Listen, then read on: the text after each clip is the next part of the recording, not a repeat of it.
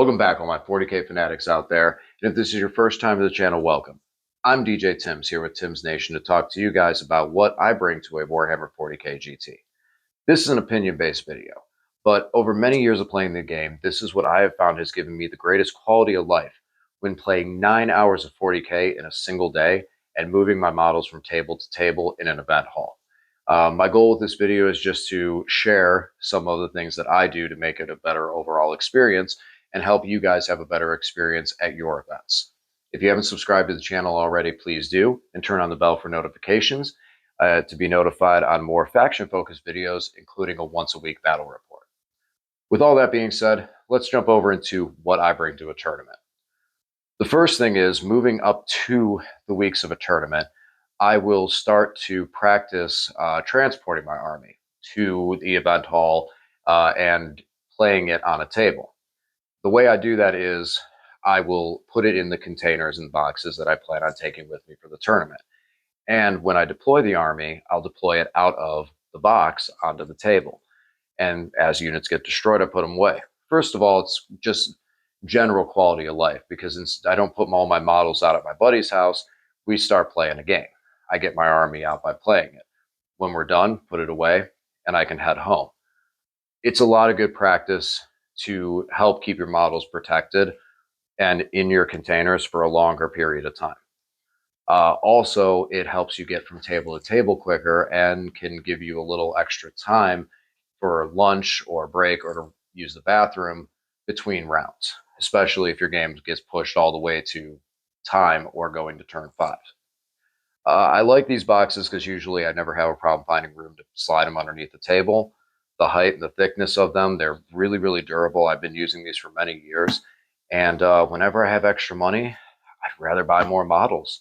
You know, that's on me. That's my fault. But I buy more models. So these are cheap. They're strong. They're durable. And this is what I usually use to get my models to and from events. But aside from that, actual quality of life on the table and playing the game. Number one, make sure you have a good book bag. I recommend one that's got a couple different compartments and maybe a breakaway strap so you don't have to swing it over your shoulder. I have seen at an event where someone swung a book bag over their shoulder and hit someone's display and broke a bunch of models. You don't want that to happen. So I do recommend any precautions you can take for that. Bags that clip away are a good investment. Moving over to what we're putting in the book bag.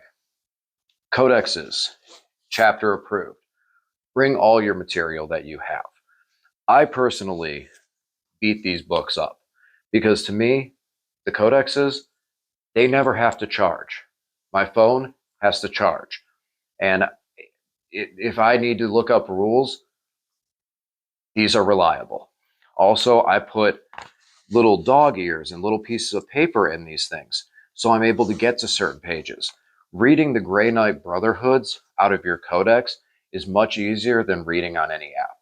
And anyone who plays Grey Knights will know that's so much easier because all the information's there, and a lot of armies are like that. So I do recommend bringing those with you. And remember, you've spent money on these books. You can abuse them. Mark them up, put tags in these things.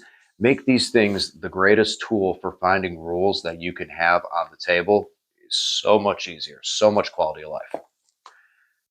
Moving on from those, you need a tape measure. Bring a tape measure. If this piece is starting to go, it's going to break. Bring a backup. Bring another one. If this is getting starting to wiggle, it's going to die soon. It's going to die at a bad opportunity. You need dice. Now, in another video, I'll go over what you should do to find out how many dice you need to bring for your army in more detail.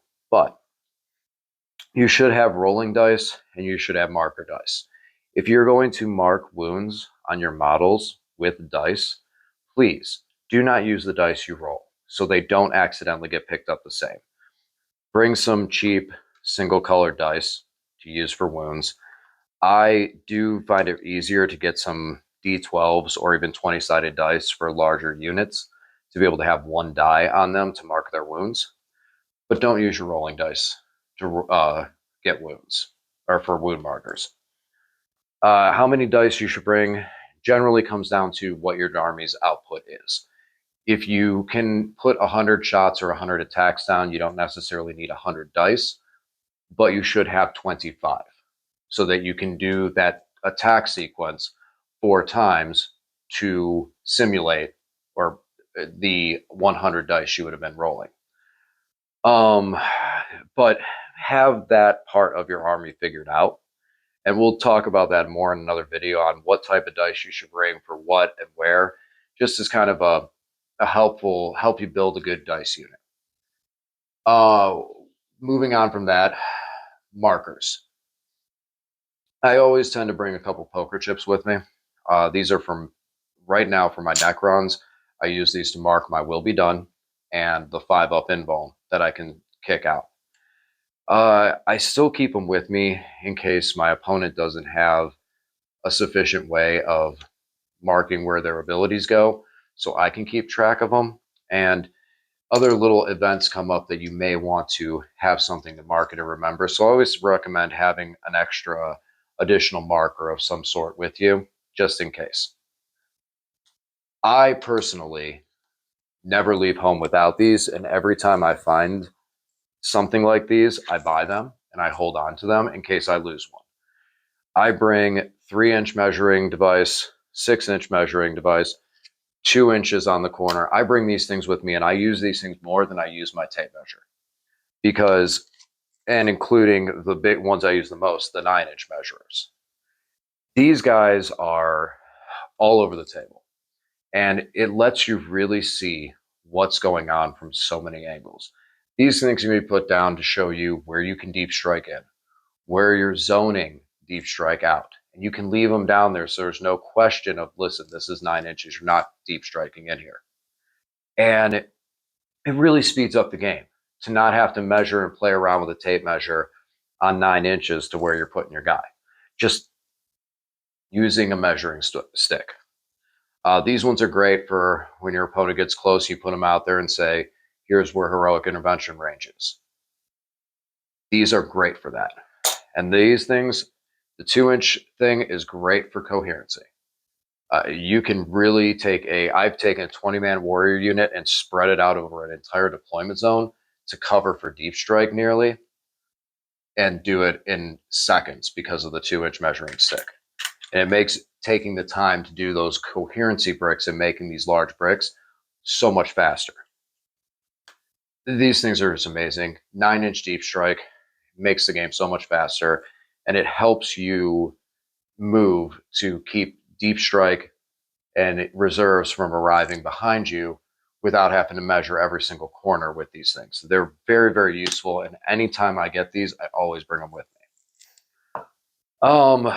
The dice box that I use has a dice tray that fits snugly on top of it. I like using the dice trays because now it shows my opponent where I'm rolling and allows us to play the game quicker in front. With me having the dice tray there, and event halls can get loud. I can say, I'm rolling, give it a second, he knows where I'm going to. Whoever they are can see where I'm playing the game. And it makes it go faster because you're watching it at the same speed. These are just little tricks, like I said, that have helped me to play the game and have a good time and not feel like I've given my opponent a wrong moment where I've accidentally picked up dice quickly, and it's just because of time or something else and gone, oh, those bounced all over the place. So then I started using a dice box to keep everything where it is. The last thing is I usually do bring my army faction-specific cards with me. These, I would have to say majority of the time, it is best to purchase your cards. If you're learning an army, you can use the stratagems to help remind you of stratagems you may forget by placing them in front of you. Other times, and psychic armies, I've seen Thousand Sons do this many times. When they cast a psychic power, they place the card out there. And I like when players do that because I don't remember all the Thousand Sun powers. And I don't want to slow the game down and have my opponent read every one of them. So when he puts the power down and puts the card on the table, I can pick it up and read it while he's doing all the rest of his stuff. I really like that. And I think that's really good sportsmanship on Thousand Sun players who do that. Kudos to you guys. So there is actually one more thing I forgot to mention. These objective markers, they're basically a mouse pad material and are amazing. You don't see them all over the place, but if you do, buy them, pick them up. These are a gamer must have if you can get your hands on these things. The basic way that this works is what the objective marker should be in the middle of it. This is the 3 inches away from the objective marker. So any part of this that you're touching means you have the objective. These are amazing. They're great for every game. That's why you see them on so many tables, on so many streams and videos. Quality of life right here. One last thing I want to greatly recommend is making sure you stay hydrated at these events. Bring a bottle of water with you and take something to snack on. A lot of events do provide some type of concessions. Check with them first before bringing outside food or beverage in, but make sure that you take care of yourself. Bring a bottle of water, stay hydrated, and don't be afraid to bring deodorant with you. I personally bring deodorant to each one of these events because there is sometimes that in these rooms that they get very warm. There's a lot of people in there. I don't feel so fresh after 9 hours in that room. So just a friendly reminder that you don't want to be getting to a tournament and not be able to get back to your hotel room easily and feel like you really brought some deodorant with you. If you haven't already subscribed, please do. And I look forward to making more videos for you guys again soon. Thank you very much for listening.